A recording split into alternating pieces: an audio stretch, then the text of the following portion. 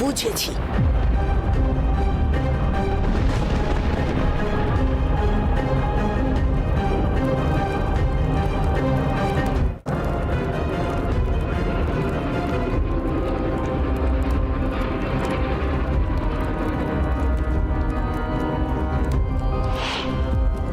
তার মানে বকুল, নন্দী, শিবু যে পড়াশোনায় মন দিতে পারছে না বা পারলেও পড়াশোনা করতে পারছে না, তার কারণ হলো এই মহিলা।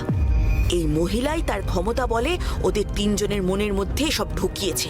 কিন্তু কে এই মহিলা? কেন করছে ও এরকম?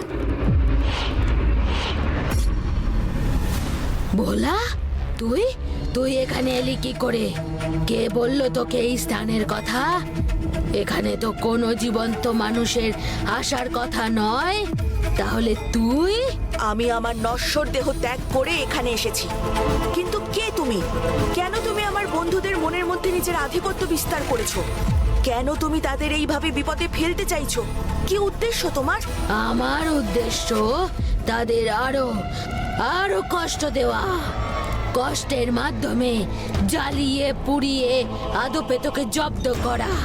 আর সেই জন্যই আমি তোকে নয়, যাদের কষ্ট পেতে দেখলে তুই সব থেকে বেশি বিচলিত হয়ে উঠবি, তাদেরই মস্তিষ্কে আমি বাসা বেঁধেছি। এ কুচক্রি কুমেধার রচনা করা চক্র ভোলা। আমি চাইলে এক্ষুনি তোর ওই 3 বন্ধুকে নিমেষের মধ্যে শেষ করে দিতে পারি। দেখবি? দেখতে চাস তুই?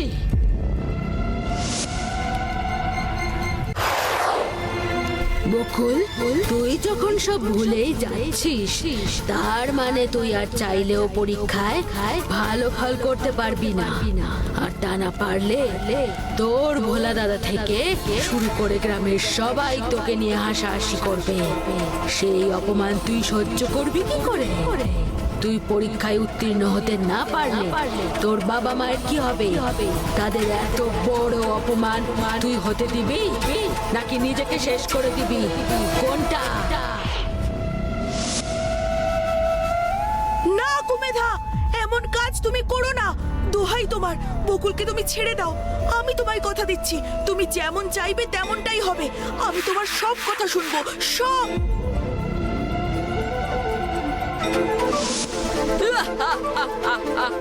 দেখ ভোলা, কুচক্রি কুমেদার ক্ষমতা ঠিক কত, এবার তুই নিজেই দেখে নে।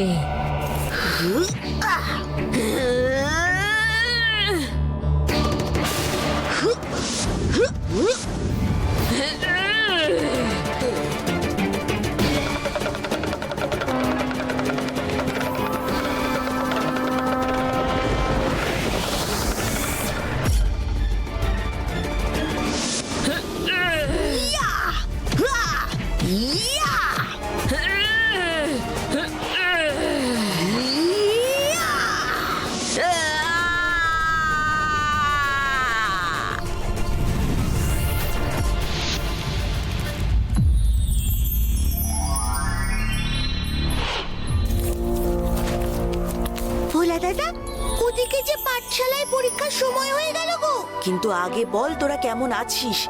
বকুল, তুই আর কিছু ভুলছিস না তো? নন্দী, শিবু, তোরাও ঠিক আছিস তো? একদম ঠিক আছি। তুই আমাদের নিয়ে কোনো চিন্তা করিস না। চল এখন পাঠশালায়। জয় ভোলানাথের জয়।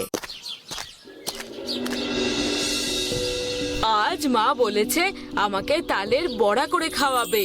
তাই? কি মজা! কতদিন তালের বড়া খাইনি রে নন্দী। ও মা, আমার মা তালের বড়া করবে, তোকে দেবে কেন? বাপ্পা, কি হিংসুটে গো তুমি। আমাদের বাড়িতে ভালো ভালো খাবার হলে যে তোমায় দিয়ে আসা হয়, তার বেলা তুমি না দিলে আমরা সোজা তোমার বাড়ি চলে গিয়ে শঙ্করী কাকিকে বলবো যে আমরাও এসেছি তালের বড়া খেতে। আমাকে, ভোলা দাদাকে আর শিবু দাদাকে দেখলে শঙ্করী কাকি তোমার থেকে আগে আমাদের তালের বড়া দেবে। তা তুমি যে তালের বড়া খাবে বলছো, তাল জোগাড় করেছো? তাল জোগাড় করতেই তো এখানে এসেছি। এই মেরেছে! তুই এই তাল গাছ থেকে তাল পেড়ে তারপর কাকিকে দিবি, আর সেই তাল দিয়ে কাকি তালের বড়া করবে নাকি? তা নয় তো কি, নইলে এই সকাল সকাল এই তাল গাছের নিচে তোদের নিয়ে এলাম কেন শুনি? কিন্তু ভোলা দাদা তো নেই, এই তাল গাছ থেকে তালটা পারবে কি শুনি? আমরা তো কেউই তাল গাছে উঠতে পারি না। ওঠার কি দরকার, নিচ থেকে ঢিল ছুড়বো আর তাতেই তাল পড়বে। তুই কি পাগল? এই নিচ থেকে ঢিল ছুড়লে তাল পর্যন্ত কখনো ঢিল পৌঁছবে? কেন পৌঁছবে না? তুই কি ভেবেছিস আমার গায়ে শক্তি নেই? এই দেখ তবে।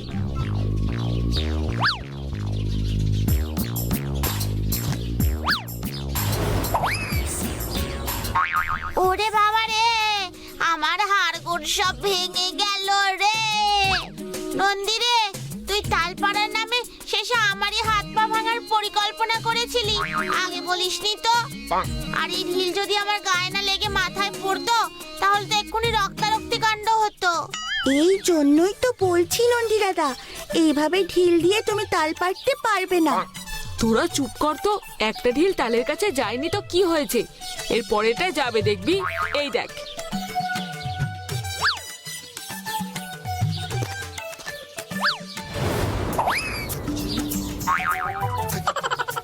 সত্যি নন্দী দাদা, তোমার বুদ্ধির তারিফ না করে পাচ্ছি না। আরে বাবা, বলছি তো, তোমার গায়ে যত জোরই থাকুক না কেন, এখান থেকে ঢিল ছুঁড়ে তুমি তাল পাড়া তো দূরে থাক, একটা তালে ঢিলও ছোঁয়াতে পারবে না। কি, আমার শক্তি নেই? এত বড় কথা! দেখ তবে এবার, যে দেখ শুধু।